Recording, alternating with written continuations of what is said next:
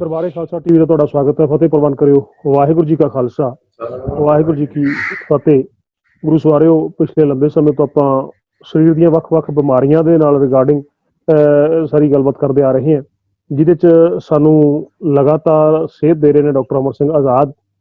ਪਿਛਲੇ ਕੁਝ ਦਿਨਾਂ ਤੋਂ ਅਸੀਂ ਸ਼ੁਰੂ ਕੀਤਾ ਸੀ ਦਵਾ ਪੌਦੇ, ਕਿ ਸਾਡੇ ਆਲੇ ਦੁਆਲੇ ਦੇ ਵਿੱਚ ਕਿਹੜੇ ਕਿਹੜੇ ਦਵਾ ਪੌਦੇ ਨੇ ਜਿਨ੍ਹਾਂ ਦੀ ਵਰਤੋਂ ਦੇ ਨਾਲ ਅਸੀਂ ਐਲੋਪੈਥਿਕ ਦਵਾਈਆਂ ਦਾ ਬਦਲ ਜਿਹੜਾ ਉਹ ਪੈਦਾ ਕਰ ਸਕਦੇ ਆ।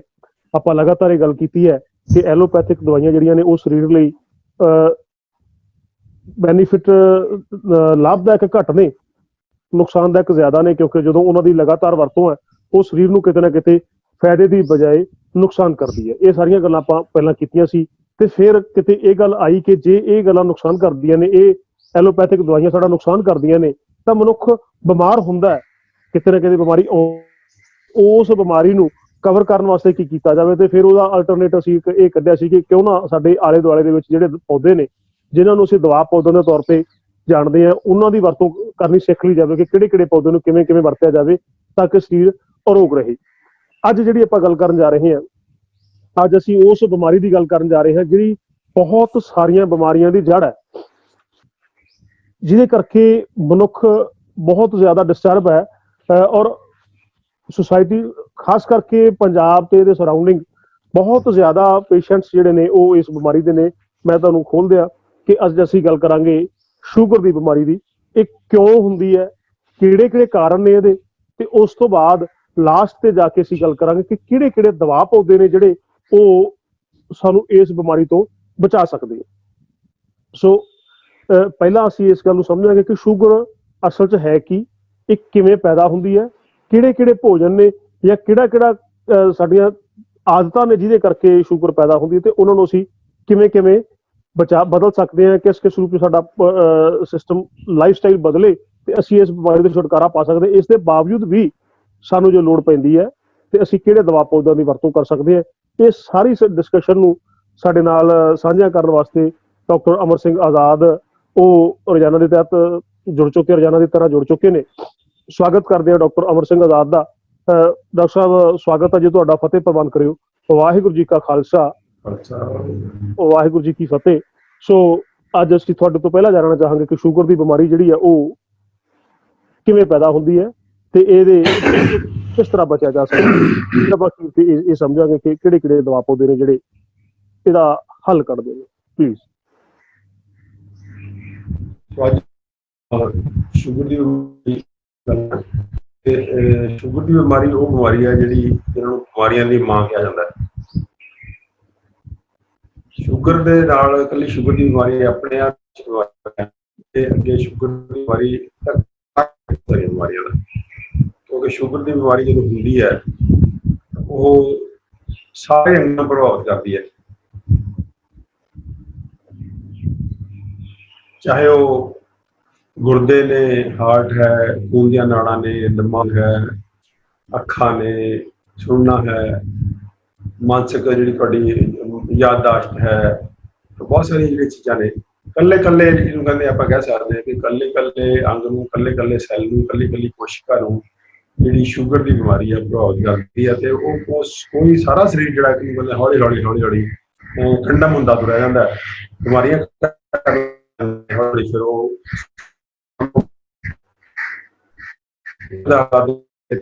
ਚਾਰ ਦਹਾਕੇ ਪਹਿਲਾਂ ਹੀ ਅਸੀਂ ਜਿਹੜੀ ਹੈ ਉਹ ਦੁਨੀਆ ਤੋਂ ਰੁਖਸਤ ਹੋ ਜਾਂਦੇ ਹਾਂ ਇਸ ਬਿਮਾਰੀ ਕਾਰਨ।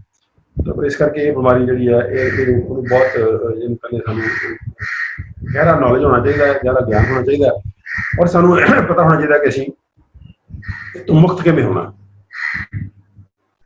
ਜੇ ਆਪਾਂ ਕਹੀਏ ਕਿੰਨੀ ਕੁ ਬਿਮਾਰੀ ਦਾ ਕਿੰਨੀ ਕੁ ਦਾ ਅੰਦਾਜ਼ਾ ਅੱਡ ਅੱਡ ਮੁਲਕਾਂ 'ਚ ਅਲੱਗ ਅਲੱਗ ਹੈ, ਮੋਟਾ ਜਿਹਾ ਆਪਾਂ ਲਾਈਏ ਤਾਂ ਲਗਭਗ ਹਰ 10ਵਾਂ ਅਡਲਟ ਜਿਹੜਾ ਹੈ ਉਹ ਇਸ ਬਿਮਾਰੀ ਤੋਂ ਪੀੜਤ ਹੈ।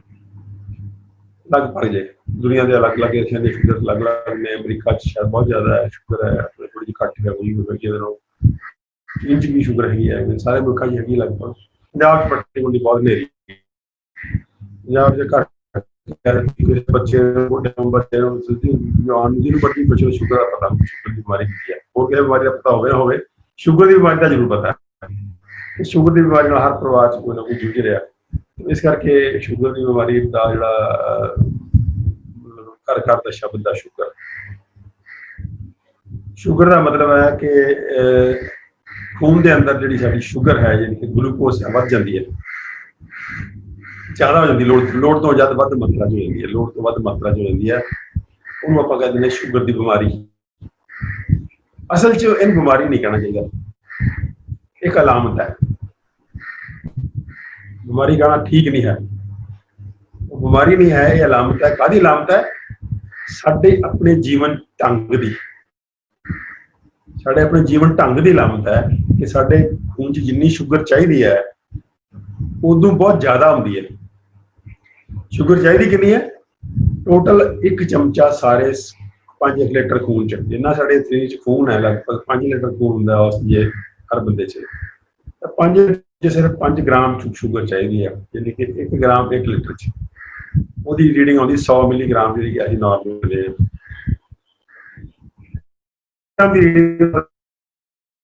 ग्राम 5 ग्राम एक चमचा खून का, एक चमचा शुगर का चाहिए। लेकिन साडी जी लाइफ स्टाइल या जीवन जांच या जीवन ढंग इदा का है कि साडा शुगर की वरतों तो बहुत हौली हौली करते हैं, क्योंकि साडा लाइफ स्टाइल बहुत जो सख्त काम वाला नहीं है, मुशक्कत वाला नहीं है। जो मुशक्कत वाला होवे फिर दिक्कत ना आवे या घट आवे बहुत, क्योंकि मुशक्कत की होंदा कि वो मुशक्कत बहुत शक्ति लगती है, शक्ति के लिए ग्लूकोज तो मिलती है, तो लगातार ग्लूकोज वरती जाती है, फिर होर शरीर जो उदा ट्रेंड हो जाता है हाई शुगर नूं डील कर लिए। लेकिन जिस साडा बहुत बहुत थोड़ी जी शुगर चाहिए होंगी है, तो जो आम तुसीं बैठ के काम करते हैं या रूटीन जो साडा जिन्ना है वो शुगर हौली हौली वरती जाती है, तो फिर हौली हौली आनी चाहिए। वो साड़ा जो जीवन ढंग तो इदा का हो गया कि शुगर वरती तो बहुत हौली हौली जानी है, लेकिन आ रही बहुत तेज। जिदा बैंक पैसे जमा कराई जो कई जो इकट्ठे हो जाएंगे, खर्चा खर्चा कर ही रहे तो बैंक बैलेंस ज़्यादा हो जाएगा। तो शुगर की हो गया कि असी यहो जे खाने खा रहे हैं तो उन्नी शुगर वरती नहीं जा रही, तो की रिजल्ट होंदा है कि शुगर का लैवल जो हाई हो जाता। लेकिन शुगर का लैवल हाई होना कोई आम जी गल नहीं है। शुगर जो ही हाई हुई है तो वो शुगर साडे वास्ते शरीर च बनया जहर है। ये अमृत भी है, लेकिन लोड़ों वध हो तो जहर है। अमृत है क्योंकि ये शरीर चल नहीं सकता, शरीर के काम करने लिए ग्लूकोज बहुत जरूरी है। ग्लूकोज के सिर से ही साड़ी शरीर के अंदर साड़ी कोशिकावां जो जनरेटर पाए हैं जिन्होंने साड़ी ऊर्जा पैदा करनी है साढ़े काम कार वास्ते, तो वो ग्लूकोज के सिर से पैदा होती है।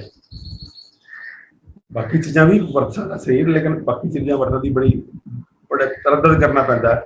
सीधा जिहा वरतन लई तो ग्लूकोज वो ग्लूकोज आपां नहीं वरती जाती तो फिर वो इकट्ठी हो जाती है, तो इकट्ठी हुई शुगर जी है ज़्यादा शुगर जी वो जरीर जहर है। तो शुगर ठीक मात्रा च होवे तो अमृत है, शुगर वध मात्रा च होवे वो जहर है।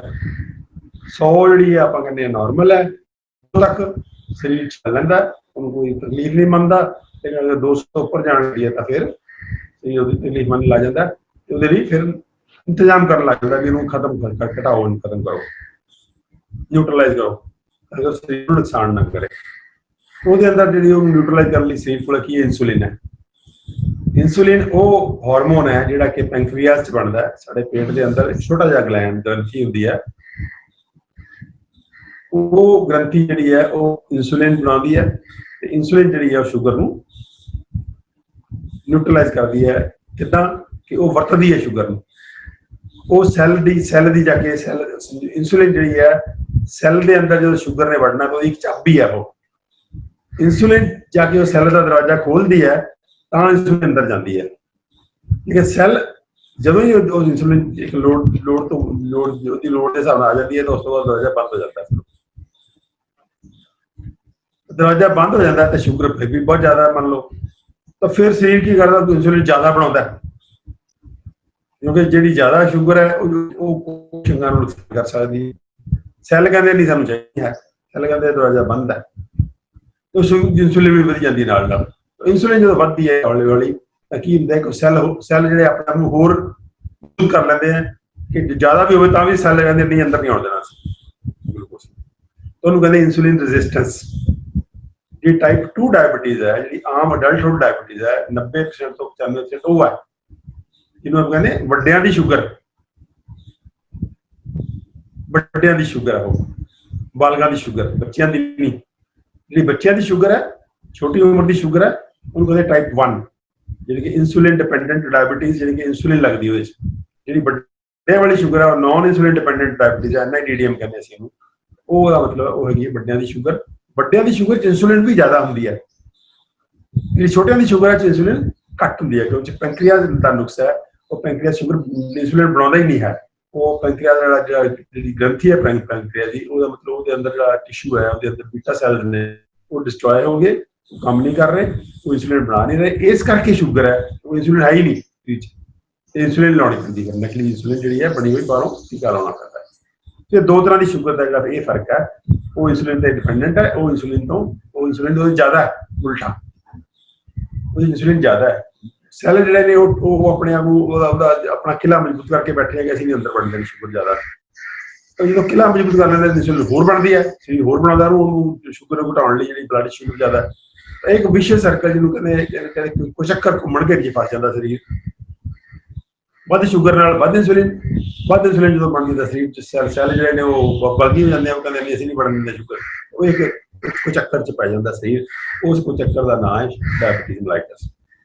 ਉਹ ਚੱਕਰ ਦੀ ਜੜ ਨਹੀਂ ਹੈ ਸ਼ੂਗਰ ਦਾ ਪਤਾ ਜੜ ਨਹੀਂ ਹੈ, ਸ਼ੂਗਰ ਲਾਭੋ ਕਲਾਮਤ ਹੈ। तो आप पहला देखेंगे कि जड़ कितने है। सो जड़ जो आप गल कर रहे थे कि जड़ वो भोजन ने जिहड़े शुगर बहुत ज़्यादा बनाते हैं।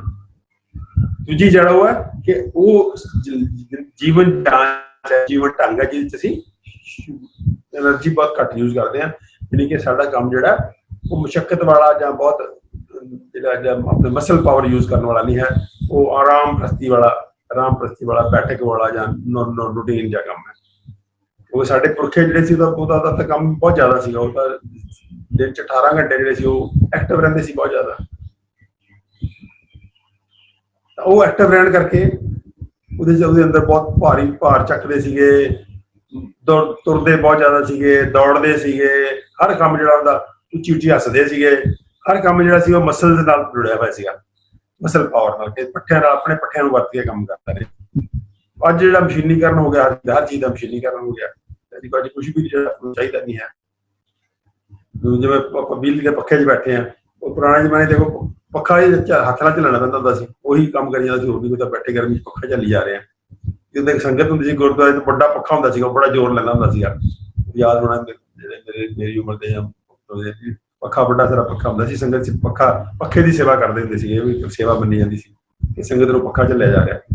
ਉਹ ਗਰਮੀ ਬਹੁਤ, ਸਾਰਾ ਕੰਮ ਜਿਹੜਾ ਸੀ ਮਸਲ ਪਾਵਰ ਦੇ ਸਿਰ ਤੇ ਸੀਗਾ, ਤੇ ਬਹੁਤ ਜ਼ਿਆਦਾ ਉਹਦੇ 'ਚ ਊਰਜਾ ਲੱਗਦੀ ਸੀ, ਜਿਹਦੇ ਨਾਲ ਕਿ ਨਾਲ ਦੀ ਨਾਲ ਜਿੰਨਾ ਮਰਜ਼ੀ ਖਾਈਓ ਤੁਸੀਂ ਉਹ ਹਜਮ ਹੋ ਜਾਂਦਾ ਸੀਗਾ, ਤੇ ਕੋਈ ਦਿੱਕਤ ਨਹੀਂ ਸੀ ਆਉਂਦੀ ਸਰੀਰ ਨੂੰ। ਅੱਜ ਜਿਹੜੀ ਦਿੱਕਤ ਇਸ ਕਰਕੇ ਜ਼ਿਆਦਾ ਹੈ ਕਿ ਖਾਣੇ ਸਾਡੇ ਜਿਹੜੇ ਨੇ ਉਹ ਉੱਦਾਂ ਦੇ ਹੋ ਗਏ ਜਿਹਦੇ ਨਾਲ ਕਿ ਸ਼ੂਗਰ ਬਹੁਤ ਜ਼ਿਆਦਾ ਬਣਦੀ ਹੈ, ਔਰ ਕੰਮ ਸਾਡੇ ਉੱਦਾਂ ਦੇ ਹੋ ਗਏ ਜਿਹਦੇ ਨਾਲ ਕਿ ਸ਼ੂਗਰ ਖਰਚਾ ਨਹੀਂ ਹੁੰਦੀ। ਇਹ ਜਿਹੜੀ ਡਿਸਪੈਰਿਟੀ ਹੈ, ਇਹ ਜੜ ਹੈ ਸ਼ੂਗਰ ਦੀ, ਇਹ ਜੜ ਹੈ ਕਿਤੇ ਨਾ ਕਿਤੇ। ਇਸ ਜੜ ਨੂੰ ਅਗਰ ਅਸੀਂ ਫੜ ਲਈਏ ਤੇ ਜੜ ਤੇ ਕੰਮ ਕਰੀਏ ਤਾਂ ਸ਼ੂਗਰ ਦਾ ਨਾਮੋ ਨਿਸ਼ਾਨ ਹੀ ਖਤਮ ਹੋ ਜਾਂਦਾ ਹੈ। ਜਿਸ ਸ਼ੂਗਰ ਦੀ ਬਿਮਾਰੀ ਨੂੰ ਡਾਕਟਰਾਂ ਨੇ ਹਊਆ ਬਣਾ ਰੱਖਿਆ, ਪਹਾੜ ਬਣਾ ਰੱਖਿਆ ਐਡਾ ਵੱਡਾ, ਔਰ ਉਹਨੇ ਕਿੰਨੇ ਹਜ਼ਾਰਾਂ ਲੱਖਾਂ ਲੋਕਾਂ ਦੇ ਗੁਰਦੇ ਖਰਾਬ ਹੋ ਰਹੇ ਆ, ਲੱਖਾਂ ਲੋਕ ਅੰਨੇ ਹੋ ਰਹੇ ਆ, ਬਲਾਈਂਡ ਹੋ ਰਹੇ ਆ, ਲੱਖਾਂ ਦੀਆਂ ਲੱਤਾਂ ਕੱਟੀਆਂ ਜਾ ਰਹੀਆਂ, ਹਜ਼ਾਰਾਂ ਦੀ ਗਿਣਤੀ ਦੇ ਲੱਤਾਂ ਕੱਟੀਆਂ ਜਾ ਰਹੀਆਂ, ਜਿਹੜੀਆਂ ਸ਼ੂਗਰ ਕਰਕੇ ਪੈਰ ਖਰਾਬ ਹੋ ਜਾਂਦੇ, ਲੱਤ ਕੱਟਣੀ ਪੈਂਦੀ ਹੈ, ਅੰਨੇ ਹੋ ਬਲਾਈਂਡ ਹੋ ਰਹੇ ਲੋਕ, ਅੱਖਾਂ ਨਹੀਂ ਕੰਮ ਕਰ ਰਹੀਆਂ, ਕਿਸੇ ਦੇ ਗੁਰਦੇ ਫੇਲ ਹੋ ਰਹੇ, ਡਾਇਲਸਿਸ ਮਸ਼ੀਨ ਕਰਾ ਰਿਹਾ, ਕਿਸੇ ਦੀ ਮੈਮਰੀ ਖਰਾਬ ਹੋ ਗਈ, ਉਹਨੂੰ ਯਾਦ ਹੀ ਨਹੀਂ ਰਹਿੰਦਾ, ਕਿਸੇ ਦੀਆਂ ਖੂਨ ਦੀਆਂ ਨਾੜਾਂ ਸਖਤ ਹੋ ਗਈਆਂ ਤਾਂ ਉਹਦਾ ਬਲੱਡ ਪ੍ਰੈਸ਼ਰ ਵੱਧ ਜਾਂਦਾ ਹੈ, ਜੇ ਹਾਰਟ ਦੀਆਂ ਨਾੜਾਂ ਸਖਤ ਹੋ ਗਈਆਂ ਤਾਂ ਉਹਦਾ ਹਾਰਟ ਅਟੈਕ ਹੋ ਜਾਂਦਾ ਹੈ, ਜੇ ਬ੍ਰੇਨ ਦੀਆਂ ਨਾੜਾਂ ਸਖਤ ਹੋ ਗਈਆਂ ਤਾਂ ਬ੍ਰੇਨ ਅਟੈਕ ਉਹ ਹੋ ਜਾਂਦਾ, ਸਟ੍ਰੋਕ ਕਹਿੰਦੇ ਆਪਾਂ, ਦਿਮਾਗੀ ਦੇ ਨਾੜੀ ਫਟ ਜਾਂਦੀ ਹੈ ਜਾਂ ਬੰਦ ਹੋ ਜਾਂਦੀ ਹੈ। ਤਾਂ ਉਹ ਜਿਹੜਾ ਵਰਤਾਰਾ ਹੈ ਕਿਤੇ ਨਾ ਕਿਤੇ ਸ਼ੂਗਰ, ਹਾਈ ਸ਼ੂਗਰ ਕਰਕੇ ਅੱਗੇ ਫਿਰ ਅੱਗੇ ਹਾਈ ਸ਼ੂਗਰ ਆਪ ਇੱਕ ਕਾਰਨ ਬਣ ਜਾਂਦੀ ਹੈ ਅੱਡ ਬਿਮਾਰੀਆਂ ਦਾ। तो ये ਜਿਹੜੇ ਖਾਣੇ ਨੇ ਉਹ ਕਿੱਦਾਂ ਦੇ ਖਾਣੇ ਨੇ ਜਿਹੜੇ ਅਸੀਂ ਖਾਂਦੇ ਆ, ਤੇ ਉਹ ਜਿਹੜੇ ਹਾਈ ਸ਼ੂਗਰ ਕਰਦੇ ਆ ਉਹ ਆਪਾਂ ਨਿਗਾਹ ਮਾਰੀਏ ਉੱਤੇ ਤਾਂ ਕਿ ਉਹਨਾਂ ਖਾਣੇ ਤੋਂ ਆਪਾਂ ਬਚੀਏ। ਉਹਦੇ ਚ 60-70 ਸਾਲਾਂ ਚ ਜੋ ਸਾਰਾ ਹੋਇਆ ਇਹ ਬਹੁਤ ਜਿਹਨੂੰ ਕਹਿੰਦੇ ਆ इंडस्ट्री ने, फूड इंडस्ट्री ने और एग्रीकल्चरल इंडस्ट्री ने और फार्मा इंडस्ट्री ने ਐਗਰੋ ਇੰਡਸਟਰੀ है, फूड इंडस्ट्री है, फार्मा इंडस्ट्री है, तिन्हां ने अपने मुनाफिਆਂ ਦੀ खातर एक ऐसा मॉडल लेके आए हो खेती ਦਾ ਤੇ ਜ਼ਿੰਦਗੀ ਦਾ, ਜਿਹੜਾ मॉडल बहुत ही सिकनेस जनरेटिंग है, इनके बीमारियां पैदा करने वाला, भांत दी बीमारियां पैदा करना। पहला तो जी एग्रीकल्चर जी एग्रो इंडस्ट्री है, उन्हें जहर लेके आंदे एक तो बाद एक, जो कोई जरूरत नहीं सी। खेती कुदरती परमात्मा की चीज़ है, कुदरती होनी चाहिए है, और खेती के अंदर वो जहर पाना देखो किड्डा मतलब पागलपन है, जिन्होंने असीं बड़े आराम नाल करी जा रहे हैं, अपने भाई जहर जा रहे, फिर कहने असीं बड़े मॉडर्न हाँ, बड़े असीं सुलझे हुए तो सियाने बंदे हैं, इंटलैक्चुअल हाँ, अपने खाने जा भी जहर पाई जा रहे हैं, फिर खाई जा रहे हैं, फिर मार भी जा रहे हैं, फिर दवाइयां और खाई जा रहे हैं, फिर और मार भी जा रहे हैं।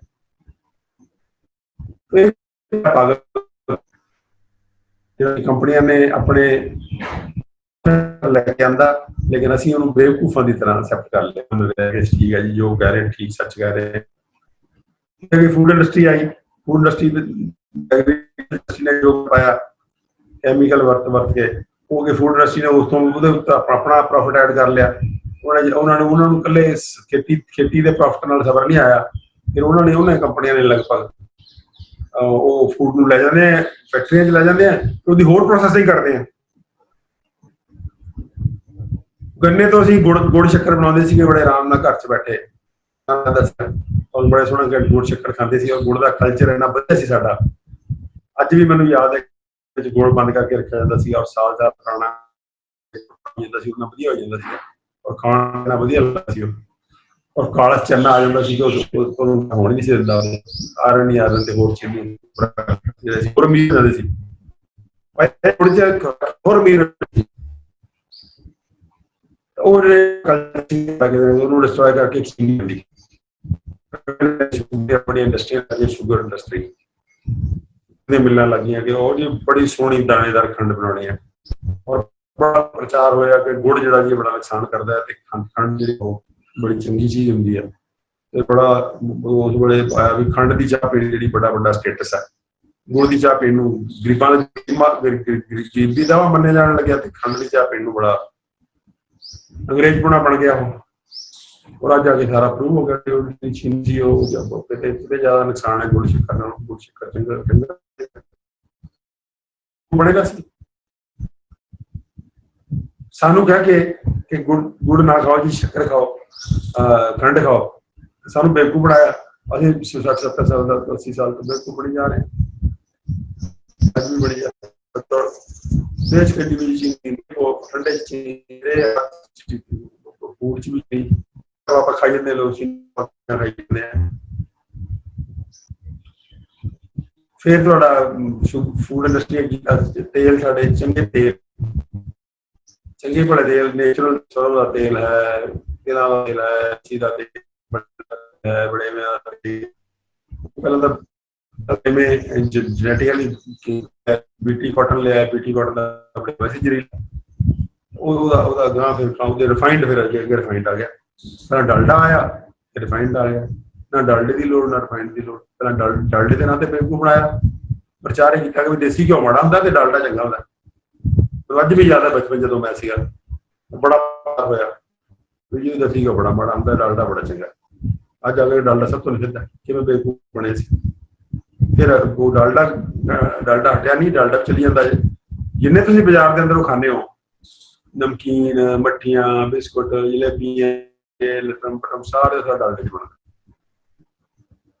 डालडा काहदा बीटी कॉटन का, बड़ा हिस्सा बीटी बनौले का, बीटी बनौला भी जहरीला, तेल भी जहरीला, गां उतों डालडा बनाया हुआ हाइड्रोजनेटेड, लेकिन मतलब एक करेला निम चढ़िया एकदम बनौला बीटी, गां वो बनाया हुआ डालडा की हाइड्रोजनेट करके, फिर उन्होंने कढ़ाई चली जाते हैं बार बार बार।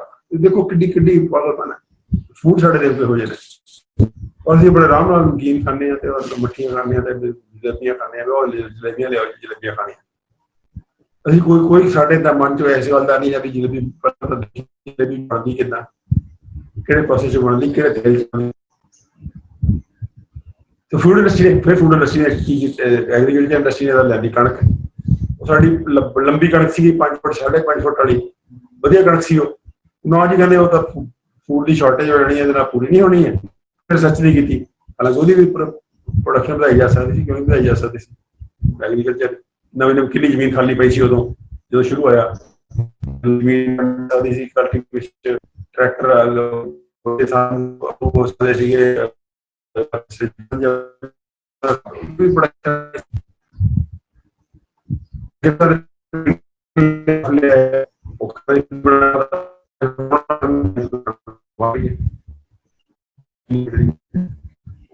ਬਹੁਤ ਲੋਕਾਂ ਨੂੰ ਐਲਰਜੀ ਹੋ ਜਾਂਦੀ ਹੈ।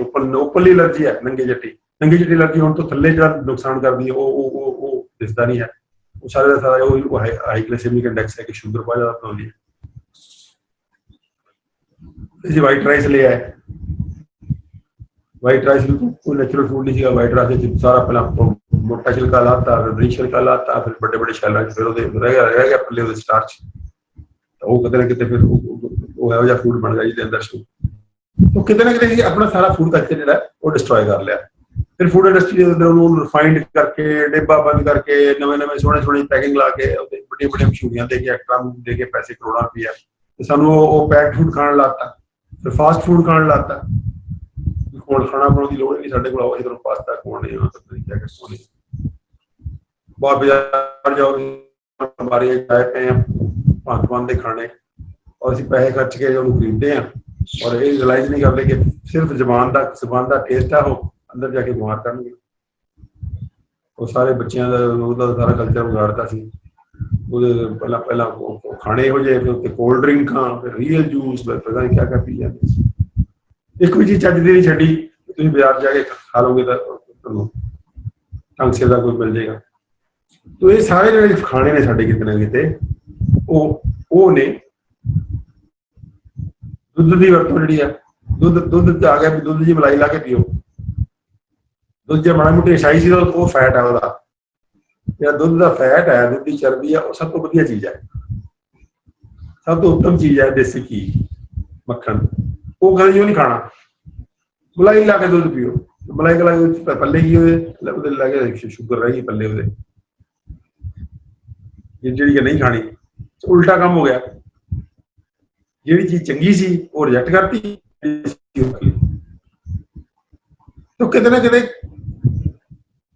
ਐਗਰੀਕਲਚਰ ਇੰਡਸਟਰੀ ਨੇ, ਫੂਡ ਇੰਡਸਟਰੀ ਨੇ ਅੱਗੇ ਡਾਕਟਰ ਜਿਹੜੇ ਮੈਡੀਕਲ ਸਾਇੰਸ ਦੇ ਥਰੂ ਇੱਕ ਇਹੋ ਜਿਹੀ ਸਾਇੰਸ ਦੇ ਦਿੱਤੀ ਕਿ ਜੀ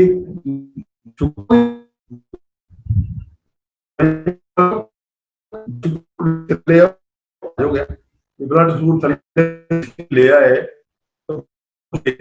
ਉਸ ਟ੍ਰਾਈਗਲਿਸਰਾਈਡ ਬਣਾਤੇ, ਕਿਤੇ ਫੈਟੀ ਲਿਵਰ ਕਰਤਾ, ਕਿਤੇ ਮਾਤਾ ਖਾਣਾ ਚ ਜਮਾਤਾ, ਸ਼ੂਗਰ। ਉਸ ਗੱਲ ਦੀ ਕੋਈ ਚਿੰਤਾ ਹੀ ਨਹੀਂ ਹੈ ਵੀ ਤੁਸੀਂ ਤਾਂ ਜ਼ਿਆਦਾ ਸ਼ੂਗਰ ਦਾ ਕੋਈ ਕਿਤੇ ਢੰਗ ਸਿਰ ਡੀਲ ਕੀਤਾ ਜਾਵੇ, ਨਹੀਂ ਉਹਦੀ ਨਹੀਂ ਸ਼ੂਗਰ ਥੱਲੇ ਲਿਓ। ਅੱਜ ਆਉਂਦੇ ਪ੍ਰੂਵ ਕਿ ਦਵਾਈਆਂ ਦੇ ਨਾਲ ਸ਼ੂਗਰ ਦਾ ਇਲਾਜ ਕੀਤਾ ਜਿਹੜਾ ਹੈ ਉਹ ਬਹੁਤ ਹੀ ਨਿਖਿੱਧਲ ਹੈ। ਨਾ ਤਾਂ ਉਹਦੇ ਨਾਲ ਨੂੰ ਨੁਕਸਾਨ ਖਤਮ ਹੁੰਦਾ ਤੇ ਨਾ ਬੰਦੇ ਦੀ ਉਮਰ ਵੱਧਦੀ ਹੈ। ਉਲਟਾ ਪ੍ਰੂਵ ਹੋ ਗਿਆ ਕਿ ਸ਼ੂਗਰ ਨੂੰ ਟ੍ਰੀਟ ਕਰਨ ਨਾਲ ਉਮਰ ਘਟਦੀ ਹੈ। ਇਹਦੀ ਵਜ੍ਹਾ ਨਾ ਟ੍ਰੀਟ ਕਰੋ ਜ਼ਿਆਦਾ ਬੈਟਰ ਹੈ। ਸਿੱਧ ਹੋ ਗਿਆ, ਮੈਡੀਕਲ ਪ੍ਰੋਫੈਸ਼ਨ ਜਨਰਲਾਂ ਚ ਆ ਗਿਆ ਕਿ ਸ਼ੂਗਰ ਦੀਆਂ ਦਵਾਈਆਂ ਖਾ ਕੇ ਸ਼ੂਗਰ ਦੀ ਰੀਡਿੰਗ ਕੋਈ ਇਲਾਜ ਨਹੀਂ ਹੈ, ਇਹ ਆਪਣੇ ਆਪ ਹੀ ਉਲਟਾ ਤੁਸੀਂ ਨੁਕਸਾਨ ਕਰ ਰਹੇ ਹੋ। ਹੌਲੀ ਹੌਲੀ ਉਹਨਾਂ ਨੇ ਐਵਰੇਜ ਹੀ ਕੱਢੀ ਕਿ ਜੇ 250 ਸ਼ੂਗਰ ਐਵਰੇਜ ਸ਼ੂਗਰ ਦਾ ਕਨਸੈਪਟ ਆ ਗਿਆ ਕਿ ਜੇ ਖਾਲੀ ਪੇਟ ਵਾਲੀ ਤੇ ਖਾਣੇ ਤੋਂ ਬਾਅਦ ਵਾਲੀ ਸ਼ੂਗਰ ਦੀ ਐਵਰੇਜ ਜਿਹੜੀ ਹੈ ਉਹ 250 ਤੱਕ ਹੋਵੇ।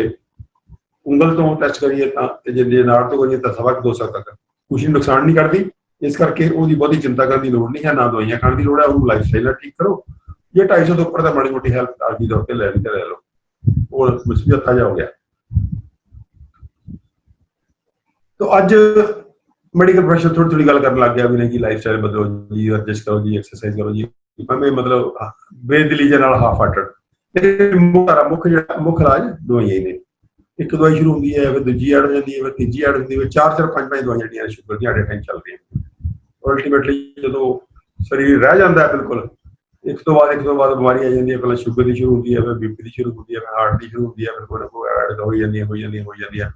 ਇੱਕ ਥੱਬਾ ਸਾਰਾ ਦਵਾਈਆਂ, ਜਦੋਂ ਤੁਸੀਂ ਤੁਹਾਡੇ ਕੋਲ ਮਰੀਜ਼ ਕਦੇ ਪਾਈ ਦਾ ਹੁੰਦਾ ਤਾਂ ਫਾਰਮੇਸੀ ਬਣਿਆ ਹੁੰਦਾ ਪੂਰਾ, ਉਹ ਥੱਬਾ ਸਾਰੀ ਦਵਾਈਆਂ ਕੱਢ ਕੇ ਤੁਹਾਡੇ ਸਾਹਮਣੇ ਰੱਖ ਦਿੰਦਾ ਤੇ ਮੁੜ ਕੇ ਮਿੰਨਤਾਂ ਕਰਦਾ ਵੀ ਡਾਕਟਰ ਸਾਹਿਬ ਨੇ ਦਵਾਈਆਂ ਤੋਂ ਖੜਾ ਛਡਾ ਦਿਓ। ਜੀ ਬਿਮਾਰੀ ਤਾਂ ਬਿਮਾਰੀ ਹੈ, ਆਹ ਬਿਮਾਰੀ ਮੇਰੇ ਲਈ ਵੱਖਰੀ ਹੈ ਵੀ ਆਹ 15 ਕਿਸਮ ਦੀਆਂ ਦਵਾਈਆਂ ਮੈਨੂੰ ਯਾਦ ਰੱਖਣੀਆਂ ਵੀ ਸੌਖੀਆਂ ਨੇ ਕਦੋਂ ਖਾਵਾਂ ਮੈਂ। ਇਹ ਸਾਰਾ ਜਿਹੜਾ ਵਰਤਾਰਾ ਕਿਤੇ ਨਾ ਕਿਤੇ ਸਾਡੇ ਆਲੇ ਦੁਆਲੇ ਘੇਰਾਬੰਦੀ ਹੋਈ ਪਈ ਹੈ। ਇਹ ਪੂਰੀ ਦੀ ਪੂਰੀ ਐਗਰੀਕਲਚਰ ਇੰਡਸਟਰੀ ਤੋਂ ਲੈ ਕੇ ਫੂਡ ਇੰਡਸਟਰੀ ਤੋਂ ਲੈ ਕੇ ਸਾਡਾ ਜਿਹੜਾ ਡਾਕਟਰੀ ਹੈ, ਮੈਡੀਕਲ ਪ੍ਰੋਫੈਸ਼ਨ ਹੈ, ਉਹਦੀ ਘੇਰਾਬੰਦੀ ਹੈ। ਉਹਦੇ 'ਚ ਆਪਾਂ ਇਹ ਨਾ ਸਮਝੀਏ ਕਿ ਡਾਕਟਰ ਕੋਈ ਬੇਈਮਾਨੀ ਨਿਕਲੇ, ਬੇਈਮਾਨੀ ਦਾ ਕੋਈ ਥੋੜਾ ਬਹੁਤਾ ਅੰਸ਼ ਹੋ ਸਕਦਾ, ਲੇਕਿਨ ਹੁਣ ਪੜ੍ਹਾਈ ਇਹਦਾ ਜਾਂਦਾ। ਜਿਸ ਬੱਚੇ ਨੂੰ, ਜਿਹੜਾ ਬੱਚਾ 12ਵੀਂ ਕਰਕੇ ਤੁਹਾਡੇ ਕੋਲ ਮੈਡੀਕਲ ਕਾਲਜ 'ਚ ਆ ਗਿਆ, ਉਹਨੂੰ ਜੋ ਪੜ੍ਹਾਓਗੇ ਉਹਨੇ ਉਹੀ ਸਿੱਖਣਾ। ਉਹ ਵਿਚਾਰਾ ਬੱਚਾ ਆਇਆ ਤਾਂ ਹੁੰਦਾ ਬੜੀ ਰੱਖ ਕੇ ਵੀ ਮੈਂ ਵਿਗਿਆਨੀ ਬਣਨ ਜਾ ਰਿਹਾ ਤੇ ਮੈਂ ਬੜਾ ਸਿਵਲ ਮਨੁੱਖਤਾ ਦੀ ਸੇਵਾ ਕਰਾਂਗਾ। ਅਲਟੀਮੇਟਲੀ ਉਹ ਜਦੋਂ ਮੈਡੀਕਲ ਕਾਲਜ ਬਾਹਰ ਨਿਕਲਦਾ ਤਾਂ ਉਹ ਦਵਾ ਕੰਪਨੀਆਂ ਦਾ ਇੱਕ ਦਲਾਲ ਬਣ ਜਾਂਦਾ। ਬਸ ਉਦੋਂ ਦਵਾ ਕੰਪਨੀਆਂ ਤੇ ਜਿਹੜੇ ਬਾਕੀ ਇਕਵਿਪਮੈਂਟ ਕੰਪਨੀਆਂ ਨੇ ਉਹਦੇ ਰਾਹੀਂ ਫਿਰ ਉਹ ਆਪਣਾ ਧੰਦਾ ਕਰਦੀਆਂ ਨੇ, ਉਹਨੂੰ ਭਾਂਤ ਦੇ ਲਾਲਚ ਦਿੰਦੀਆਂ ਨੇ, ਭਾਂਤ ਦਾ ਉਹਦੇ ਖਾਸ ਕਿਸਮ ਦਾ ਲਾਈਫ ਸਟਾਈਲ ਅੱਜ ਕੱਲ੍ਹ ਵੈਸੇ ਬਣ ਗਿਆ ਹੋਇਆ ਵੀ 2-3-4 ਕਾਰਾਂ ਹੋਣੀਆਂ ਚਾਹੀਦੀਆਂ ਨੇ, ਵੱਡੀ ਚਾਹੀਦੀ ਹੈ, ਯੂਰਪ ਟੂਰ ਹੋਣਾ ਚਾਹੀਦਾ। ਉਹ ਫਿਰ ਡਾਕਟਰ ਜਿਹੜੇ ਉਹ ਇਸੇ ਚੱਕਰ ਚੁਲਝ ਗਏ, ਉਹੀ ਉਸੇ ਚੱਕਰ ਚ ਚਲੀ ਜਾਂਦੇ। ਉਹ ਕਿਤੇ ਨਾ ਕਿਤੇ ਜਿਹੜਾ ਸਾਰਾ ਜਿਹੜਾ ਸਫਰ ਕੌਣ ਹੈ, ਜਿਹੜਾ ਉਹ ਮਨੁੱਖਤਾ ਹੈ। ਤੇ ਆਮ ਇਨਸਾਨ ਜਿਹੜਾ ਉਹਨੂੰ ਸਮਝ ਨਹੀਂ ਆਉਂਦੀ ਮੈਂ ਕੀ ਕਰਾਂ ਕੀ ਨਾ ਕਰਾਂ, ਚਾਰਜ ਫਿਰ ਕਰਿਆ ਪਿਆ। ਫਿਰ ਆਲੇ ਦੁਆਲੇ ਟੀਵੀ ਦਾ, ਸੋਸ਼ਲ ਮੀਡੀਆ ਦਾ, ਮੀਡੀਆ ਦਾ ਕਮੀਡੀਆ ਵੀ ਉਹ ਉਹਦਾ ਪ੍ਰਚਾਰ ਕਰਦਾ ਸਾਰਾ ਵੀ ਉੱਦਾਂ ਦਾ ਕਲਚਰ ਹੈ। ਉਹ ਵੀ ਤੁਹਾਡਾ ਜਿਹੜਾ ਜਿਸ ਕਿਸਮ ਦੀ ਤੁਹਾਨੂੰ ਵੈਲਿਊ ਸਿਸਟਮ ਦਿੰਦਾ, ਜਿਸ ਕਿਸਮ ਦੀ ਕਦਰਾਂ ਕੀਮਤਾਂ ਦਿੰਦਾ, ਉਹ ਸਾਰਾ ਉਹੀ ਲਾਈਫ ਸਟਾਈਲ ਹੈ। ਇਹ ਸਾਰੀ ਘੇਰਾਬੰਦੀ ਜਿਹੜੀ ਹੈ ਕਿਤੇ ਨਾ ਕਿਤੇ ਜਿਹੜੀ ਹੈ ਉਹ ਸ਼ੂਗਰ ਜਿਹੜੀ ਹੈ ਉਸ ਸਾਰੀ ਘੇਰਾਬੰਦੀ ਦਾ ਜਿਹੜਾ ਉਹਦੇ ਚ ਤਣਾਅ ਦਾ ਬਹੁਤ ਬੜਾ ਰੋਲ ਹੈ। ਅੱਜ ਦੀ ਜ਼ਿੰਦਗੀ ਜਿੰਨੀ ਤਣਾਅ ਭਰਪੂਰ ਹੈ, ਉਹ ਸਟ੍ਰੈਸ ਹਾਰਮੋਨ ਇਟਸੈਲਫ ਡਾਇਬੀਟੋਜੈਨਿਕ ਨੇ, ਡਾਇਬੀਟੀਜ਼ ਕਰਦੇ ਨੇ। ਜਿੰਨੇ ਤੁਹਾਡਾ ਸਟੀਰੋਇਡ ਲਿਬਰਲ ਗਲੈਂਡਸ ਦੇ ਜਿਹੜੇ ਤਣਾਅ ਕਰਕੇ ਪੈਦਾ ਹੁੰਦੇ ਆ ਹਾਰਮੋਨਸ, ਉਹ ਸਾਰੇ ਦੇ ਸਾਰੇ ਸ਼ੂਗਰ ਪ੍ਰੋਡਿਊਸਿੰਗ ਨੇ। ਸੋ ਨਾ ਅਸੀਂ ਹੱਸਦੇ ਹਾਂ, ਨਾ ਅਸੀਂ ਖੁਸ਼ ਹਾਂ, ਨਾ ਸਾਡੇ ਅੰਦਰ ਸਕੂਨ ਹੈ, ਸਾਡੇ ਅੰਦਰ ਸ਼ਾਂਤੀ ਹੈ। ਉਹ ਜਿਹੜਾ ਮਾਰਾਮਾਰੀ ਹੈ ਤੇ ਜੇ ਧਿਆਨ ਨਾਲ ਬੈਠ ਕੇ ਮਾਰਾਮਾਰੀ ਜਾਣਾ ਕਿੱਥੇ ਹੈ, ਕੋਈ ਕਿਸੇ ਨੂੰ ਪਤਾ ਨਹੀਂ ਕਿੱਥੇ ਜਾਣਾ। ਇੰਨੀ ਮਾਰਾਮਾਰੀ ਕਿਉਂ ਕਰ ਰਹੇ ਆਪਾਂ, ਪਹੁੰਚਣਾ ਕਿੱਥੇ ਆ?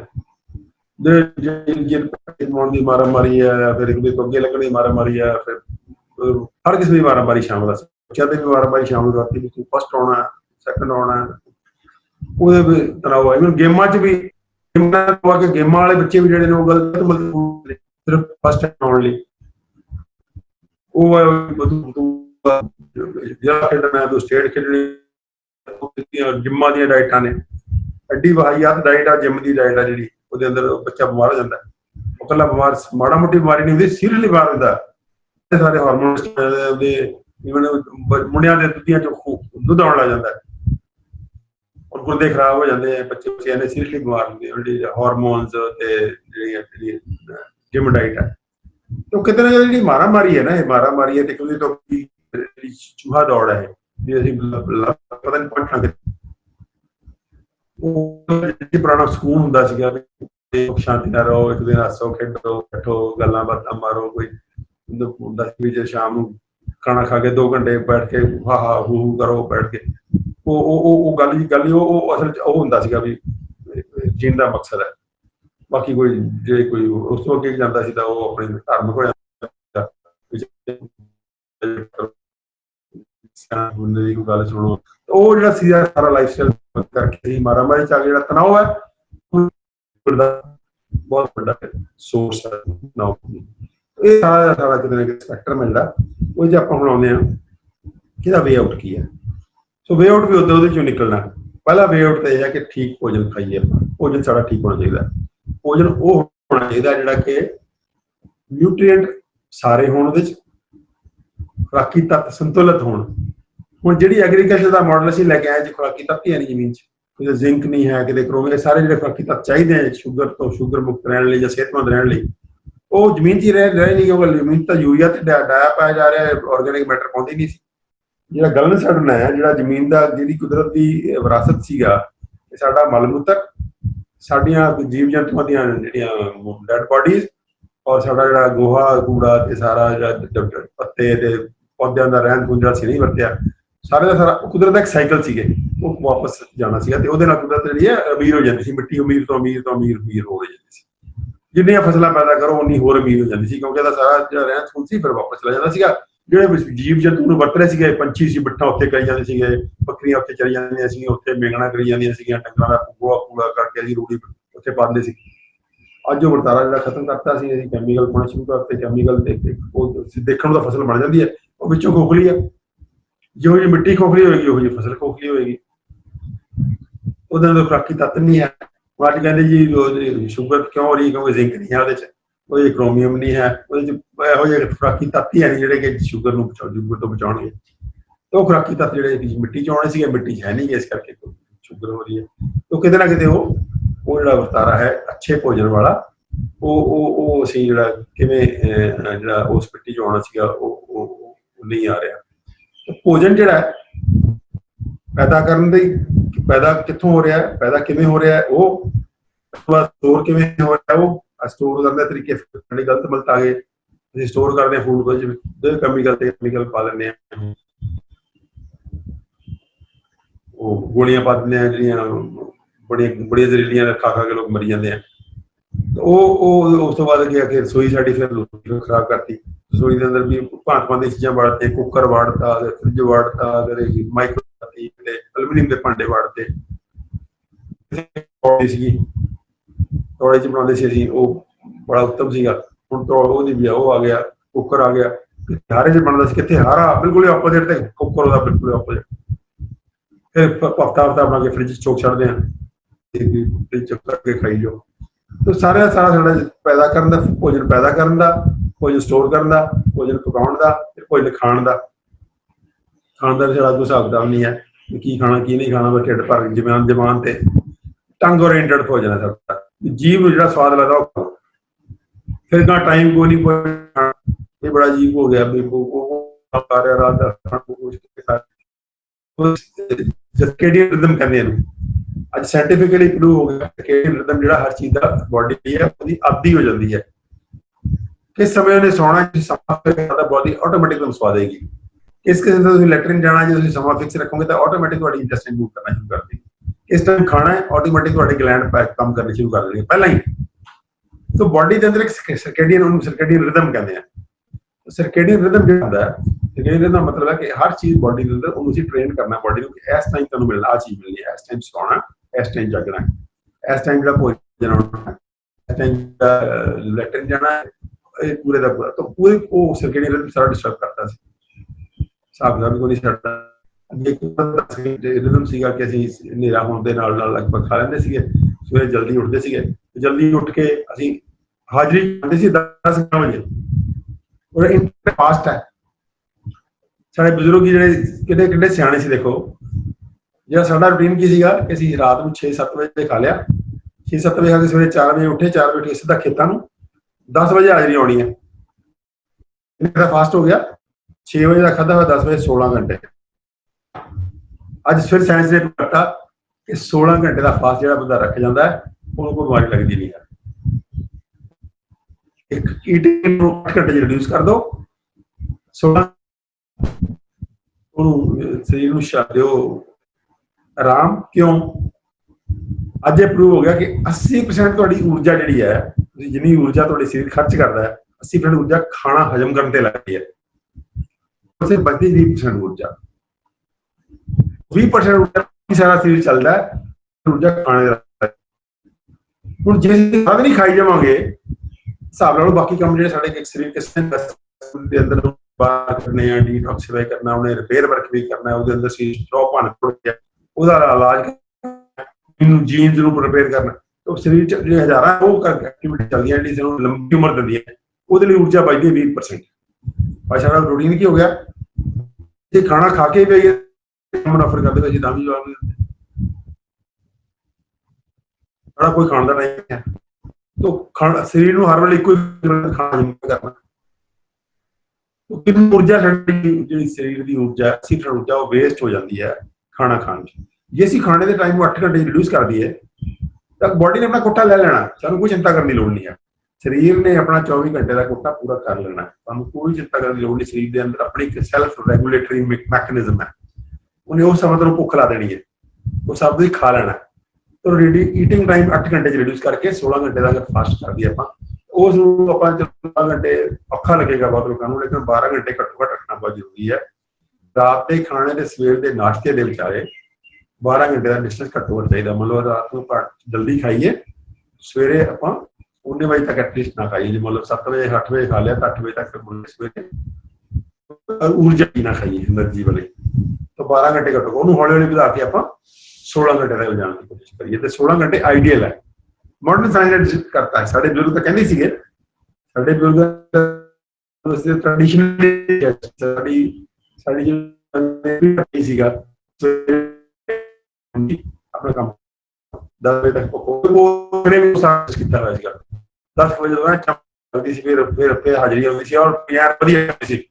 ਉਹ ਜੋ ਲੱਸੀ ਵੀ ਸੀ, ਮਿੱਸੀ ਰੋਟੀ ਸੀ, ਵੀ ਰੱਜ ਕੇ ਖਾਂਦੇ ਸੀ। 2 ਟਾਈਮ ਖਾਂਦੇ ਸੀ ਬਸ, 3 ਟਾਈਮ ਤਾਂ ਖਾਂਦੇ ਨਹੀਂ ਸੀਗੇ। ਹਾਜ਼ਰੀ ਖਾ ਲਈ, ਉਸ ਤੋਂ ਬਾਅਦ ਆ ਕੇ ਫਿਰ ਸ਼ਾਮ ਨੂੰ ਬਾਅਦ ਹੌਲੀ ਹੌਲੀ ਚਾਹ ਚੂਹ ਦਾ ਕਲਚਰ ਆਇਆ। ਹੁਣ ਸਨੈਕਸ ਆ ਗਏ। ਸਨੈਕਸ ਬੜਾ ਮਾਡਰਨ ਹੋ, ਸਨੈਕਸ ਖਾਣੇ, ਪਹਿਲਾਂ ਸਨੈਕਸ ਖਾਈ ਜਾਣਗੇ, ਫਿਰ ਤਾਂ ਖਾਣਾ ਖਾਣਗੇ। ਇਹ ਅਜੀਬ ਕਿਸਮ ਦਾ ਜਿਹੜਾ ਅਸੀਂ ਵਰਤਾਰਾ ਪਾ ਰਹੇ ਨਾ ਖਾਣ ਨੂੰ, ਅਸੀਂ ਉਹ ਜੋੜ ਰਿਹਾ ਅਰਿਸਟੋਕ੍ਰੇਸੀ ਨਾਲ ਤੇ ਸ਼ੋਅ ਆਫ ਨਾਲ ਤੇ ਦਿਖਾਵੇ ਨਾਲ ਤੇ ਮਨ ਨਾਲ। ਉਹਦੇ ਨਾਲ ਕੀ ਕਰਦੇ, ਸਰੀਰ ਨੂੰ ਬਹੁਤ ਓਵਰਲੋਡ ਕਰਦੇ ਆਪਾਂ, ਔਰ ਬੜੇ ਬੇਵਕੂਫਾਨਾ ਢੰਗ ਨਾਲ ਬੜੇ ਵਾਹੀਆਤ ਕਿਸਮ ਦੇ ਖਾਣੇ ਖਾਂਦੇ ਆ। ਨੂੰ ਜ਼ਰੂਰਤ ਨਹੀਂ, ਸਿਰਫ ਜ਼ਬਾਨ ਔਰ ਦਿਖਾਵਾ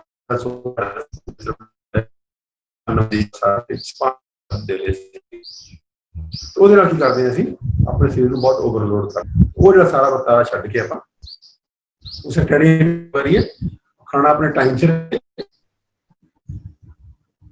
ਟਾਈਮ ਔਰ ਉਹ ਜੋ ਅੱਧਾ ਕੱਚਾ ਔਰ ਪੱਕੇ ਹੋਏ ਦੇ ਵਿੱਚ ਕੋਸ਼ਿਸ਼ ਕਰੀਏ ਆਪਾਂ ਕਿ ਜਿਹੜੇ ਮਾਡਰਨ ਚੌਲ ਨੇ, ਵਾਈਟ ਰਾਈਸ ਚੀਜ਼ ਆ ਗਈ, ਉਹ ਥੋੜੇ ਬੈਟਰ ਨੇ। ਤਾਂ ਬਲੈਕ ਰਾਈਸ ਆ ਗਿਆ, ਜਾਂ ਫਿਰ ਜਿਹੜੇ ਹੁਣ ਅਸੀਂ ਮਿਲਟਸ ਕਹਿ ਰਹੇ ਹਾਂ। ਤੇ ਦੇਖੋ ਇੰਨੇ ਸਾਰੇ ਰਾਜਾਂ ਚੋਂ ਜਿਹੜੀ ਡਾਕਟਰ ਖਾਦਰਵਲੀ ਦੀ ਰਿਸਰਚ ਹੈ, ਸਾਰੇ ਰਾਜਾਂ ਚੋਂ ਸਿਰਫ 2 ਰਾਜਾਂ ਨੂੰ ਉਹਨੇ ਨੈਗੇਟਿਵ ਕਿਹਾ, ਬਾਕੀ ਸਿਰਫ ਨੈਗੇਟਿਵ ਕਹਿੰਦੇ ਆ ਕਣਕ, ਇੱਕ ਵਾਈਟ ਰਾਈਸ ਚੌਲ। ਕਣਕ ਦੇ ਤਾਂ ਮਲਟੀਪਲ ਨੁਕਸਾਨ, ਕੱਲੀ ਸ਼ੂਗਰ ਨਹੀਂ ਵਧਾਉਂਦੀ, ਕਣਕ ਦੇ ਅੰਦਰ ਲੇਸ ਬਹੁਤ ਜ਼ਿਆਦਾ, ਇੰਨੀ ਜ਼ਿਆਦਾ ਚਿਪਚਿਪਾਹਟ ਹੈ ਉਹਦੇ ਅੰਦਰ ਕਿ ਇੰਨੀ ਚਿਪਚਿਪਾਹਟ ਅੰਤੜੀਆਂ ਲਈ ਬਹੁਤ ਅੱਛੀ ਹੈ, ਜਾ ਕੇ ਅੰਤੜੀਆਂ ਦੇ ਨਾਲ ਚਿਪਕਦੀ ਹੈ। ਔਰ ਮੈਦੇ ਦੀਆਂ ਚੀਜ਼ਾਂ ਖਾਈ ਜਾਂਦੇ ਸੀ, ਕਿੰਨੀ ਮੈਦਾ ਨਿਕੰਮਾ ਫੂਡ ਹੈ, ਉਹ ਨਾ ਚਿਪਕਦਾ ਜਾ ਕੇ ਅੰਦਰ ਤੁਹਾਡੇ ਅੰਦਰ, ਕਿਉਂਕਿ ਜਦੋਂ ਚਿਪਕੇਗਾ, ਨਿਯਮ ਹੈ ਫੂਡ ਦਾ ਕਿ ਫੂਡ ਲਗਾਤਾਰ ਮੂਵ ਕਰਦਾ ਰਹਿਣਾ ਚਾਹੀਦਾ, ਕਿਤੇ ਖੜਨਾ ਨਹੀਂ। ਦੇ ਹਿੱਸੇ ਚ ਆਪਾਂ ਆਪਣਾ ਕੰਮ ਹੋ ਰਿਹਾ, ਮੂੰਹ ਆਪਾਂ ਆਪਣਾ ਕੰਮ ਹੋਣਾ ਨਹੀਂ ਚਾਹੀਦਾ। ਤਾਂ ਸੜਨ ਚ ਕਣਕ ਦਾ, ਜਿਹੜੇ ਕਣਕ ਦੀ ਲੇਸ ਜਿਹੜੀ, ਉਹਦਾ ਬਹੁਤ ਵੱਡਾ ਰੋਲ ਹੈ। ਕਣਕ ਦੀ ਲੇਸ ਦਾ ਬਹੁਤ ਵੱਡਾ ਰੋਲ ਹੈ। ਕਣਕ ਦੀ ਲੇਸ ਜਿਹੜੀ ਹੈ ਉਹ ਬਹੁਤ ਖਰਾਬ ਕਰਦੀ ਹੈ, ਤੇ ਉਹਦੇ ਅੰਦਰ ਜਿਹੜਾ ਗਲੂਟਨ ਪ੍ਰੋਟੀਨ ਹੈ, ਉਹ ਅੱਜ ਐਲਰਜੀ ਬਹੁਤ ਲੋਕਾਂ ਨੂੰ ਹੋਣ ਲੱਗੀ ਹੈ। ਗਲੂਟਨ ਪ੍ਰੋਟੀਨ ਤੋਂ ਆਪਣੇ ਆਪ ਐਲਰਜੀ ਹੈ। तो कितने ना कितने कणक और चौलों में जो 2 डॉक्टर खादरवली ने कहा बहुत ही साउंड साइंस है, ये 2 अनाज आप अवॉइड करिए, कणक और चौल। और एनिमल फूड जो है, एनिमल फूड की बॉडी में जरूरत नहीं है कोई। एनिमल फूड पहली गल तो नैचुरल फूड नहीं है। ਹੁਣ मैं एक दिन कीटोजेनिक डाइट के उपर पढ़ा, कीटोजेनिक डाइट के अंदर वो एनिमल फूड रिकमेंड करते हैं, लेकिन नाल कह की रहा बंदा कि ये ਜਿਹੜੇ कीटोजेनिक फूड खाने हैं, एनिमल फूड खाने, मीट खाना, अंडा खाना, दूध पीना, ਤਾਂ ਇਹ ਗ੍ਰਾਸ ਫੈਡ ਐਨੀਮਲ ਦਾ ਹੋਣਾ ਚਾਹੀਦਾ, ਜਿਹੜੇ ਕਿ ਖੁੱਲੇ ਚਰਦੇ ਹੋਣ ਖੇਤਾਂ 'ਚ। ਦੇਖੋ ਕਿੱਥੇ ਲਿਓ ਗ੍ਰਾਸ ਫੈਡ, ਯਾਨੀ ਕਿ ਹਰੇ ਚਾਰੇ ਦੇ ਪਰੇ ਹੋਏ ਜਾਨਵਰ, ਜਿਹੜੇ ਕਿੱਲੇ ਤੇ ਨਾ ਬੰਨੇ ਹੋਣ, ਚਾਹੇ ਉਹ ਮੀਟ ਖਾਣਾ ਵਾ, ਚਾਹੇ ਮੁਰਗੀਆਂ ਨੇ, ਤੇ ਚਾਹੇ ਉਹ ਸਾਡਾ ਦੁੱਧ ਦੇਣ ਵਾਲੇ ਆ, ਖੁੱਲੇ ਚਰਦੇ ਹੋਣ, ਉਹ ਹੈ ਰੀਅਲ ਫੂਡ ਜਿਹਨੂੰ ਆਪਾਂ ਕਹਿ ਸਕਦੇ ਹਾਂ, ਐਨੀਮਲ ਫੂਡ, ਜਿਹੜਾ ਕਿ ਪੁਰਾਣੇ ਜ਼ਮਾਨੇ ਦਾ ਸੀਗਾ। ਬੱਕਰੀਆਂ ਵੀ ਖੁੱਲੀਆਂ ਅੱਜ ਚੱਲ ਰਹੀਆਂ ਨੇ, ਭੇਡਾਂ ਵੀ ਚੱਲ ਰਹੀਆਂ ਨੇ, ਮੁਰਗੀਆਂ ਆਮ ਖੁੱਲੇ ਆਮ ਫਿਰ ਰਹੀਆਂ ਨੇ ਘਰਾਂ ਦੇ ਅੰਦਰ, ਉਹ ਅੰਡੇ ਦੇ ਰਹੀਆਂ ਨੇ। ਬੱਚਾਂ ਜਿਹੜੀਆਂ ਨੇ ਉਹਨੂੰ ਅਸੀਂ ਬਾਹਰ ਸਵੇਰੇ ਲੈ ਜਾਂਦੇ ਸੀਗੇ ਤੇ ਰਾਤ ਨੂੰ ਲੈ ਕੇ ਸ਼ਾਮ ਨੂੰ ਲੈ ਕੇ ਆਉਂਦੇ ਸੀਗੇ। ਉਹ ਹੁਣ ਕੀ ਹੈ, ਉਹ ਖੁੱਲੇ ਨਾਲ ਚੁਗੀਆਂ ਪਈਆਂ ਨੇ, ਉਹ ਦਾਣੇ ਨੇ, ਗ੍ਰੇਨ ਬੇਸਡ ਫੂਡ ਖਾ ਰਹੀਆਂ ਸਾਰਾ, ਕੋਈ ਮੱਕੀ ਆ, ਉਹਦੇ 'ਚ ਕੋਈ ਸੋਇਆਬੀਨ ਹੈ, ਕੋਈ ਸੁਆਹ ਤੇ ਪਾ ਕੇ ਉਹ ਖਾਣਾ ਖਾ ਰਹੀਆਂ ਨੇ। ਉਹਦੇ ਉੱਪਰ ਫਿਰ ਟੀਕੇ ਤੇ ਐਂਟੀਬਾਇਓਟਿਕ ਤੇ ਪਤਾ ਨਹੀਂ ਕਿਆ, ਉਹਨਾਂ ਨੂੰ ਉਹ ਵੀ ਬਿਮਾਰ ਹੋਣ ਲੱਗੇ। ਉਹ ਬਿਮਾਰੀਆਂ ਦੀ ਉਹ ਦਵਾਈਆਂ ਤੇ ਫਿਰ ਦੁੱਧ ਜਾ ਰਹੀਆਂ ਨੇ, ਮੀਟ ਜਾ ਰਹੀਆਂ, ਅੰਡੇ ਜਾ ਰਹੀਆਂ, ਜੇ ਸ਼ਹਿਦ ਜਾ ਰਹੀਆਂ। ਤੋ ਇਹ ਐਨੀਮਲ ਫੂਡ ਆਈਡੀਅਲ ਹੈ ਇਸ ਸਟੇਜ ਦੇ ਉੱਪਰ, ਜਿੱਦਾਂ ਦਾ ਐਨੀਮਲ ਫੂਡ ਹੈਗਾ ਕਿ ਐਨੀਮਲ ਫੂਡ ਨੂੰ ਮਾਈਨਸ ਕੀਤਾ ਜਾਵੇ। ਇਹਦੀ ਜ਼ਰੂਰਤ ਕੋਈ ਨਹੀਂ ਹੈ ਬਾਡੀ ਨੂੰ। Whole food, plant based whole food ਦਾ ਮਤਲਬ ਅਨਪ੍ਰੋਸੈਸਡ ਜਾਂ ਬਹੁਤ ਮਿਨੀਮਮ ਪ੍ਰੋਸੈਸਿੰਗ ਤੇ, ਉਹਦੀ ਪ੍ਰੋਸੈਸਿੰਗ ਨਹੀਂ ਕਰਨੀ ਉਹਨੂੰ, ਫੂਡ ਨੂੰ ਬਹੁਤ ਜ਼ਿਆਦਾ ਮਿਨੀਮਲ ਪ੍ਰੋਸੈਸਿੰਗ। ਦੁੱਧ ਹੈ ਤਾਂ ਦਹੀਂ ਜਮਾ ਲਈ, ਮੱਖਣ ਬਣਾ ਲਿਆ, ਕੀ ਬਣਾ ਲਿਆ, ਮਿਨੀਮਲ ਪ੍ਰੋਸੈਸਿੰਗ। ਲੇਕਿਨ ਦੁੱਧ ਨੂੰ ਫੈਕਟਰੀ 'ਚ ਲੈ ਜਾਓ, ਵਿਰਕਾ 'ਚ ਲੈ ਜਾਓ, ਫਿਰ ਮੁੱਲ 'ਚ ਲੈ ਜਾਓ, ਫਿਰ ਉਹਦੇ ਅੰਦਰ ਉਹਨੂੰ ਪਾਸਚਰਾਈਜ਼ ਕਰੋ, ਉਹਦੇ 'ਚ ਕੈਮੀਕਲ ਪਾਓ, ਫਿਰ ਪਲਾਸਟਿਕ ਦੇ ਲਿਫਾਫੇ ਲੈ ਕੇ ਆਓ, ਕੀ ਬਚਿਆ ਉਹਦਾ? ਇਹ ਕਿਤੇ ਨਾ ਕਿਤੇ ਸਾਰਾ ਜਦ ਬਦਲਨੇ ਸੀ ਬਹੁਤ ਜ਼ਰੂਰੀ ਨੇ। ਅਜੇ ਅਸੀਂ ਖੁਸ਼ਕਿਸਮਤ ਹਾਂ ਕਿ ਅਜੇ ਸਾਡੇ ਕੈਪੈਸਿਟੀ ਹੈਗੀ ਹੈ ਇਹਦਾ ਬਦਲ ਪੈਦਾ ਕਰਨ ਦੀ। ਜਿਹੜੇ ਆਉਣ ਵਾਲੇ ਸਾਲ ਆ ਰਹੇ ਹੈ ਉਸ ਤੋਂ ਵੀ ਜ਼ਿਆਦਾ ਖਤਰਨਾਕ ਆ ਰਹੇ ਹੈ, ਕਿਉਂਕਿ ਇੱਥੇ ਇਹ ਵੀ ਖਤਮ ਹੋ ਜਾਣੀ ਹੈ ਜੇ ਅਸੀਂ ਨਾ ਸੰਭਲੇ। ਤਾਂ ਜੋ ਸਾਡੇ ਹੱਥ ਵਿੱਚ ਮਾੜਾ ਮੋਟਾ ਬਚਿਆ ਹੋਇਆ ਹੈ, ਜਿਹੜਾ ਛੋਟਾ ਕਿਸਾਨ ਹੈ, ਮੱਧਮ ਕਿਸਾਨ ਹੈ, ਜਿਹੜਾ ਸਾਨੂੰ ਬਦਲਦੀ ਫੂਡ ਦੇ ਰਿਹਾ, ਉਹ ਵੀ ਖਤਮ ਹੋ ਜਾਣਾ। ਇਸ ਕਰਕੇ ਆਪਾਂ ਚੇਤਨ ਹੋਈਏ ਔਰ ਉਹ ਫੂਡ ਖਾਈਏ ਜਿਹੜਾ ਕਿ ਨੇਚਰਲ ਖੇਤਾਂ 'ਚੋਂ ਆ ਰਿਹਾ। ਉਹਦੇ ਅੰਦਰ ਖੇਤਾਂ 'ਚੋਂ ਆਏ ਫੂਡ 'ਚੋਂ ਅੱਧਾ ਕੱਚਾ ਖਾਈਏ, ਅੱਧਾ ਅਸੀਂ ਖਾਈਏ ਪੱਕਿਆ ਹੋਇਆ। ਪੱਕਿਆ ਵੀ ਜਿਹੜਾ ਪਕਾਉਣਾ ਹੈ ਤਾਂ ਉਹ ਢੰਗ ਸਿਰ ਪੱਕਿਆ ਹੋਵੇ, ਸਲੋ ਅੱਗ ਤੇ, ਤੌੜੀ 'ਚ ਜਾਂ ਕਿਸੇ ਪਿੱਤਲ ਦੇ ਭਾਂਡੇ 'ਚ ਜਾਂ ਸਟੀਲ ਦੇ ਭਾਂਡੇ 'ਚ। ਵੱਧ ਤੋਂ ਵੱਧ ਐਲੂਮੀਨੀਅਮ ਅਵਾਇਡ ਕਰੀਏ, ਸਟੇਨਲੈਸ ਸਟੀਲ ਅਵਾਇਡ ਕਰੀਏ, ਨॉन ਸਟਿਕ ਅਵਾਇਡ ਕਰੀਏ, ਕੁੱਕਰ ਅਵਾਇਡ ਕਰੀਏ, ਮਾਈਕ੍ਰੋਵੇਵ ਅਵਾਇਡ ਕਰੀਏ। ਔਰ ਫ੍ਰਿਜ ਦੇ ਅੰਦਰ ਸਟੋਰੇਜ ਜਿਹੜੀ ਹੈ ਲੰਬੀ ਰੱਖੀ ਜਾਂਦੀ ਹੈ ਖਾਣੇ, ਅਸੀਂ ਸਟੋਰ ਕਰਕੇ ਉਹ ਵੀ ਅਸੀਂ ਅਵਾਇਡ ਕਰੀਏ। ਤਾਂ ਕਿਤੇ ਨਾ ਕਿਤੇ ਇਹ ਜਿਹੜਾ ਗੁੱਡ ਫੂਡ ਕਲਚਰ ਹੈ ਇਹਨੂੰ ਅਸੀਂ ਅਡਾਪਟ ਕਰੀਏ, ਆਪਾਂ ਸ਼ੂਗਰ ਤੋਂ ਬੜੇ ਆਰਾਮ ਨਾਲ ਬਚ ਸਕਦੇ ਹਾਂ। ਪਰ ਅੱਜ ਬਹੁਤ ਸਾਰੇ ਸਾਇੰਟਿਸਟਾਂ ਨੇ ਇਹ ਪ੍ਰੂਵ ਕਰਤਾ ਕਿ ਅੱਜ ਵੀ ਅਸੀਂ ਅਗਰ ਆਪਣੀ ਡਾਈਟ ਠੀਕ ਕਰ ਲਈਏ ਤਾਂ ਜਿੰਨੀ ਮਰਜ਼ੀ ਭਿਅੰਕਰ ਤੋਂ ਭਿਅੰਕਰ ਸ਼ੂਗਰ ਹੋਵੇ 100% ਦੀ ਠੀਕ ਹੋ ਜਾਂਦੀ ਹੈ, ਕਿਉਰ ਹੋ ਜਾਂਦੀ ਹੈ। ਜਿਹਨੂੰ ਡਾਕਟਰਾਂ ਨੇ ਐਡਾ ਵੱਡਾ ਹੁਆ ਬਣਾ ਰੱਖਿਆ, ਕਿੰਨੇ ਗੁਰਦੇ ਫੇਲ ਹੋ ਰਹੇ ਆ, ਕਿੰਨਿਆਂ ਦੀਆਂ ਲੱਤਾਂ ਕੱਟੀਆਂ ਜਾ ਰਹੀਆਂ ਨੇ, ਕਿੰਨੇ ਅੰਨੇ ਹੋ ਰਹੇ ਆ, ਸਾਰੀ ਬਿਮਾਰੀ ਨੂੰ ਅਸੀਂ ਜੜੋਂ ਪੱਟ ਸਕਦੇ ਹਾਂ। ਅੱਜ ਲੋੜ ਕੀ ਹੈ, ਇਸ ਗਿਆਨ ਨੂੰ, ਇਸ ਸੱਭਿਆਚਾਰ ਨੂੰ ਅਸੀਂ ਫੈਲਾਈਏ ਆਲੇ ਦੁਆਲੇ, ਔਰ ਲੋਕਾਂ ਨੂੰ ਸੁਨੇਹਾ ਦੇਈਏ ਕਿ ਭਾਈ ਬਚਣਾ ਹੈ ਤਾਂ ਸਿਹਤਮੰਦ ਫੂਡ ਕਲਚਰ ਲਿਆਓ, ਸਿਹਤਮੰਦ ਢੰਗ ਨਾਲ ਉਗਾਓ, ਸਿਹਤਮੰਦ ਢੰਗ ਨਾਲ ਸਟੋਰ ਕਰੋ, ਸਿਹਤਮੰਦ ਢੰਗ ਨਾਲ ਰਸੋਈ 'ਚ ਪਕਾਓ ਤੇ ਸਿਹਤਮੰਦ ਢੰਗ ਨਾਲ ਖਾਓ। ਔਰ ਇੱਕ ਖਾਸ ਕਿਸਮ ਦਾ ਸਰਕੇਡੀਅਨ ਰਿਦਮ ਜਿਹੜਾ ਟਾਈਮ ਸਿਰ ਖਾਓ। ਇਹ ਨਹੀਂ ਵੀ ਸਾਰਾ ਦਿਨ ਬੇਵਕੂਫਾਂ ਨੂੰ ਜੋ ਕਿਸੇ ਦੇਤਾ ਖਾਈ ਤੁਰੇ ਗਏ, ਉਹਦਾ ਖਾਓ। ਤੇ ਜੇ ਇਹ ਖਾ ਲਈਏ ਆਪਾਂ ਤਾਂ ਕੋਈ ਬਿਮਾਰੀ ਵੀ ਨਹੀਂ ਬਚਦੀ। ਸ਼ੂਗਰ ਬਿਲਕੁਲ ਵੀ, ਸ਼ੂਗਰ ਤਾਂ ਇੰਨੀ ਸੌਖੀ ਇਲਾਜ ਕਰਨੀ। ਮੈਂ ਡੇਰਿੰਗ ਦੇਖੇ ਆ, ਉਹ ਜਿੱਦਣ ਡਾਈਟ ਸ਼ੁਰੂ ਕਰਦੇ ਉਦੋਂ ਦਵਾਈ ਬੰਦ ਕਰ ਦਿੰਦੇ ਆ, ਔਰ ਫਿਰ ਵੀ ਸ਼ੂਗਰ ਨਹੀਂ ਵੱਧਦੀ। ਉਦਾਂ ਨਹੀਂ ਬਿਨਾਂ ਖਵਾਏ ਵੀ ਹੌਲੀ ਕਰਨੀ ਬੰਦ, ਛੱਡੋ ਜੀ ਡਾਕਟਰ ਸਾਹਿਬ, ਹੌਲੀ ਹੌਲੀ ਛੱਡੋ, ਬੰਦ ਕਰ ਦਿੰਦੇ। ਇਹੋ ਜਿਹੇ ਮਰੀਜ਼ ਨੇ ਜਿਹੜੇ ਕਿ ਔਰ ਆਪਣੇ ਆਪ ਛੱਡਦੇ ਆ, ਆਉਂਦੇ ਵੀ ਬਾਅਦ ਫੋਨ ਕਰਕੇ ਪਤਾ ਲੱਗਦਾ ਜੀ ਡਾਕਟਰ ਸਾਹਿਬ ਮੈਂ ਤੁਹਾਡੀ YouTube ਦੇਖੀ ਸੀਗੀ, ਬੰਦ ਕਰ ਦਵਾਈ ਤਾਂ ਬੰਦ ਕਰਤੀ, ਤਾਂ ਡਾਈਟ ਖਾਣ ਲੱਗ ਗਏ, ਮੇਰਾ ਤਾਂ ਠੀਕ ਠਾਕ ਹੈ, ਸ਼ੂਗਰ ਹੀ ਨਹੀਂ ਹੈ। ਕਿੰਨੇ ਫੋਨ ਆਉਂਦੇ। ਇਹ ਜਿਹੜਾ ਫੂਡ ਕਲਚਰ ਆਪਾਂ ਅਡਾਪਟ ਕਰੀਏ ਤੇ ਸਿਹਤਮੰਦ ਹੋਈਏ, ਤੇ ਇਸ ਨੇ ਆਪਾਂ ਵੱਧ ਤੋਂ ਵੱਧ ਲੋਕਾਂ ਤੱਕ ਪਹੁੰਚਾਈਏ ਤਾਂ ਕਿ ਆਪਾਂ ਆਉਣ ਵਾਲੇ ਸਮੇਂ 'ਚ ਆਪਣੇ ਆਪ ਨੂੰ ਸਿਹਤਮੰਦ ਰੱਖੀਏ, ਆਪਣਾ ਪਰਿਵਾਰ ਸਿਹਤਮੰਦ ਰੱਖੀਏ, ਪਰ ਆਪਣੇ ਆਲੇ ਦੁਆਲੇ ਸਮਾਜ ਵਧੀਆ ਸਿਹਤਮੰਦ ਬਣਾਈਏ। ਕਿਉਂਕਿ ਜਿਹੜਾ ਨਿਰਾ ਵਰਤਾਰਾ ਬੜਾ ਭੈੜਾ ਆ ਰਿਹਾ, ਕਿਉਂਕਿ ਸ਼ੂਗਰ ਵਰਗੀਆਂ ਜਿਹੜੀਆਂ ਬਿਮਾਰੀਆਂ ਨੇ ਇਹ ਬਿਮਾਰੀਆਂ ਦੀ ਜੜ ਨੇ, ਤੇ ਇਹ ਪੂਰੇ ਸਮਾਜ ਨੂੰ, ਜਿਹਨੂੰ ਕਹਿੰਦੇ ਖਾਣ ਦੀ ਸਮਰੱਥਾ ਰੱਖਦੀਆਂ ਨੇ, ਪੂਰੀ ਸਭਿਅਤਾਵਾਂ ਨੂੰ ਖਾਣ ਦੀ ਸਮਰੱਥਾ ਰੱਖਦੀਆਂ ਨੇ। ਉਹਦੇ ਅੰਦਰ ਜਿਸ ਕਿਸਮ ਦੇ ਭੈੜੇ ਦੁਰਭਾਵ ਨੇ, ਇਹ ਸਾਡਾ ਸਭਿਅਤਾ ਵੀ ਸਾਡੀ ਖਤਰੇ 'ਚ ਹੈ। ਤਾਂ ਆਪਾਂ ਇਸ ਚੀਜ਼ ਤੋਂ ਮੋੜਾ ਕੱਟੀਏ ਤੇ ਸਿਹਤਮੰਦ ਹੋਣ ਵੱਲ ਨੂੰ ਜਿਹੜਾ ਹੈ ਉਹ ਤੇਜ਼ੀ ਨਾਲ ਵਧੀਏ, ਕਿਉਂਕਿ ਆਪਣੇ ਕੋਲ ਸਮਾਂ ਬਹੁਤ ਜ਼ਿਆਦਾ ਨਹੀਂ ਹੈ ਜਿੰਨਾ ਨੁਕਸਾਨ ਹੋ ਰਿਹਾ। ਆਪਾਂ ਤੇਜ਼ੀ ਨਾਲ ਇਹਨੂੰ ਵਾਰ ਫੁਟਿੰਗ ਦੇ ਉੱਪਰ ਕਰਾਂਗੇ ਤਾਂ ਹੀ ਆਪਾਂ ਕਿਸੇ ਸਿਰੇ ਲੱਗਾਂਗੇ। ਕਿਉਂਕਿ ਆਪਾਂ ਬਹੁਤ ਲੰਬੇ ਸਮੇਂ ਤੋਂ ਗਲਤੀਆਂ ਕਰ ਚੁੱਕੇ ਹਾਂ, ਔਰ ਬਹੁਤ ਅੱਗੇ ਚਲੇ ਗਏ ਗਲਤੀਆਂ 'ਚ ਅਸੀਂ। ਉਸ ਮੋੜਾ ਕੱਟਣਾ ਜਿਹੜਾ, ਉਹਦੇ ਵਾਸਤੇ ਫਿਰ ਹੁਣ ਵਾਰ ਫੁਟਿੰਗ ਵਾਲੀ ਚੰਗੀ ਪੱਧਰ ਦੇ ਉੱਪਰ ਕਰਾਂਗੇ ਤਾਂ ਹੀ ਸਾਡੇ ਕੋਲ